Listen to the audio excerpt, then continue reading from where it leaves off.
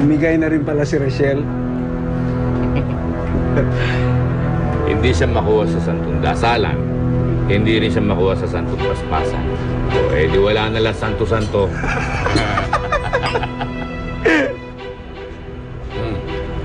Nga pala, ha? Bantayan mo yan si Rachel. Pumayag na siya, pero sa salita pa lang. Teka muna, Mayor. Si Ma'am Rowena, ang talas ng pangamoy nun. Di tulad nung dati, hanapan mo ako ng bahay sa Maynila. Doon natin tatago si Rachel. Talagang hindi dapat malaman ni Rowena to, ano ka ba? Yes, sir.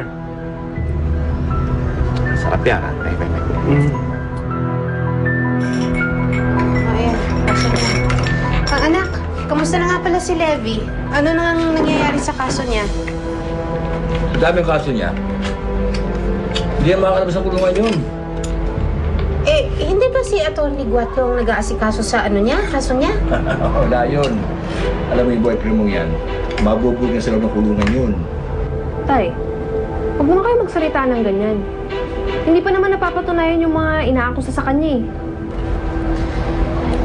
Makakalaya si Levi. Sana nga, anak. Kawawa naman si Levi doon. Lagi mapapaaway lang yun doon eh. Tuwa kasi yung yabang eh. Yung yabang yun mismo papatay sa kanya doon sa loob. Tama na nga yan. Hindi mamamatay si Levi. Tay, wala kayong karapatan na pagsabihan ng ganyan si Levi. Dahil mas marami siyang ginawa para sa akin kaysa sa inyo na tatay ko.